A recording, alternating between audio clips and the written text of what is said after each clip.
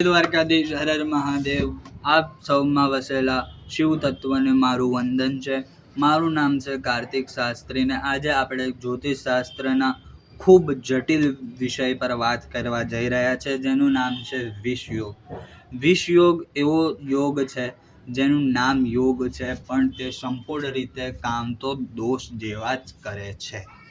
તેનું યોગમાં ભલે એનું નામ વિષ યોગ છે, પણ એ કામ એનો દોષ જ જેવું છે. હવે યોગ શુભ નથી, તે યોગને શુભ કરવાના ઉપાય અને જાણીશું. રામબાણ ઉપાય જાણીશું આપણે. શું કહેવાય? રામબાણ ઉપાય. તો હવે પહેલા તો એ જાણીએ કે વિષ યોગ બને કેવી રીતે. વિષ યોગ જ્યારે ચંદ્ર અને શનિ સાથે કુંડલીના લગ્ન ભાવમાંથી લઈને દ્વાદશ ભાવ સુધીમાં વિરાજમાન સાથે હોય કે દ્રષ્ટિ પણ થતી હોય તો આ યોગનું નિર્માણ થાય છે. તો આ યોગ છે તે કેવા પ્રકારના ફળ આપે છે એ આધારિત કરે છે તમારી કુંડલી પર કે કયા ભાવમાં વિષ યોગ બને છે. તો શરૂઆતના કહું તો પ્રથમ ભાવની અંદર આ વિષ યોગ બનતો હોય તો માણસનું વ્યક્તિત્વ બિલકુલ સારું ના હોય. દ્વિતીય ભાવની અંદર કુટુંબ, વાણીનો ભાવ કહેવાય દ્વિતીય, તેની વાણી બહુ કઠોર હોય. તૃતીય ભાવમાં સંબંધ, ભાઈ બહેનોનો સંબંધ હોય તે અત્યંત ક્રૂર થતો જાય છે, જેનાથી મતભેદ ઘણા બધા પ્રકારના આવી શકે છે. ચતુર્થ ભાવ માતાને પ્રોબ્લેમ થઈ શકે છે કે માતા સાથે તેના સંબંધ સારા નથી રહેતા.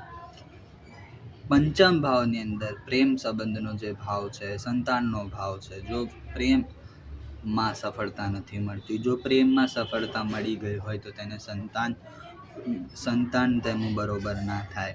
આવા અલગ 12 પ્રકારના જે 12 ભાવો છે તે 12 પ્રકારે આ વિષ યોગ તેના અલગ અલગ પ્રમાણે ફળ આપે છે. તો હવે આપણે રામબાણ ઉપાય જાણીએ. તો રામબાણ ઉપાય આપણે એક કથા દ્વારા જાણીએ. જ્યારે ચંદ્ર નારાયણના લગ્ન, નારાયણ શબ્દ ના ઉપયોગ કરાય, ચંદ્રના લગ્ન જ્યારે દક્ષની 27 પુત્રીઓ જોડે થઈ ગયા હતા, ત્યારે ચંદ્ર ખાલી ને ખાલી રોહિણી પર તેનું સૌથી વધારે ધ્યાન હતું અને સૌથી વધારે ઈચ્છાઓની પૂર્તિ જે હતી તે બધી રોહિણીની બધી ઈચ્છાઓ પૂર્તિ કરતો હતો ખાલી. અને બીજાની જે 26 બીજી રાણીઓ હતી, જે એની ઈચ્છાઓની પૂર્તિ ચંદ્ર નહોતો કરતો. બીજી 26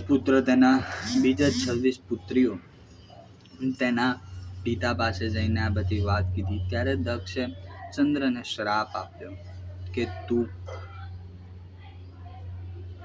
શ્રાપનું બહુ કઠોર શ્રાપ હતો ચંદ્ર માટે. ચંદ્રને શ્રાપ આપ્યો કે તું હવે તારો પ્રકાશ ધીરે ધીરે ઓછો થતો જશે. તો આ શ્રાપથી બચવા બહુ પ્રયત્ન કર્યા દક્ષની પાસે માફી માંગી. જે બીજી 26 રાણીઓ હતી તેની પાસે પણ માફી માંગી, પણ જ્યારે એકવાર શ્રાપ આપી દીધો તેને પાછું લેવાતું નથી. જેવી રીતે આપણા મોઢામાં જે શબ્દ નીકળી ગયો તે પાછું ના લેવાય, તેવી રીતે શ્રાપ આપ્યા પછી પણ પાછું લેવાતું નથી. પણ જે દક્ષે તે સમયે ચંદ્રને રામબાણ ઉપાય કીધો હતો, એ જ અત્યારે હું તમને આ વિષ યોગ વિશેનો રામબાણ ઉપાય કહેવા જઈ રહ્યો છું. તો આપણે કથામાં પહેલા જાણીએ કે ચંદ્રએ કેવા પ્રકારનો ઉપાય કર્યો કે તેનાથી તેને એ શ્રાપમાંથી તે મુક્ત થયો. તો કોઈ પણ પ્રકારનું નો શ્રાપ હોય તો તેને એક જ ખાલી સોલ્યુશન કરવાવાળા એક જ છે, એ છે આપણા મહાદેવ ભગવાન શિવ, ભોલાનાથ છે. બધા પ્રકારની દોષોને મુક્ત કરી નાખે તે આપણા ભોલેનાથ. તો ભોલેનાથની તપસ્યા કરી ધરતી લોકોમાં આવીને ચંદ્રએ કરોડો હજારો વર્ષ સુધી તપસ્યા કરી, અને તપસ્યા કર્યા પછી ભોલેનાથ પ્રસન્ન થયા અને કીધું કે બોલ તારે શું જોઈએ છે. ત્યારે ચંદ્રએ કીધું કે પ્રભુ આ પ્રકારની વિપત્તિ મારા પર આવી છે, તેનો કોઈ સુલે કરો. અત્યારના સમયનું તમે જોશો ને તો આપણે કોઈને આપણો પ્રોબ્લેમ કીધો તો એ શું કહેશે કે ચલ ભાઈ તારી ભૂલ હતી. શંકર ભગવાન એમ નહીં કરે. શંકર ભગવાન કહે જે થઈ ગયું એ થઈ ગયું, હવે છોડ, હવે તું શું કરીશ એના પર ધ્યાન દે. ત્યારે શંકર ભગવાને એને વરદાન આપ્યું કે શંકર ભગવાને તેને વરદાન એ આપ્યું કે તે શ્રાપમાંથી મુક્ત થઈ ગયો છે. હવે એને શ્રાપમાંથી મુક્ત તો થઈ ગયો, પણ પછી તો ચંદ્રનારાયણે શંકર ભગવાન, નારાયણ શબ્દ ઉપયોગ નથી થવાનો, ચંદ્રએ શંકર ભગવાન ઉપકાર માનવા માટે સોમનાથ જ્યોતિર્લિંગ, જે સર્વપ્રથમ જ્યોતિર્લિંગ ગુજરાતમાં સૌરાષ્ટ્રમાં સ્થિત છે, તેનું નિર્માણ કર્યું.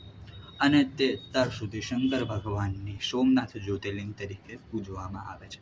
તો આપણે ફરીથી એકવાર વિષ યોગના ટોપિક પર આવી જઈએ કે વિષ યોગ જે ચંદ્ર સાથે સંબંધિત છે, ચંદ્ર સાથે આ વિષ યોગનું થાય છે.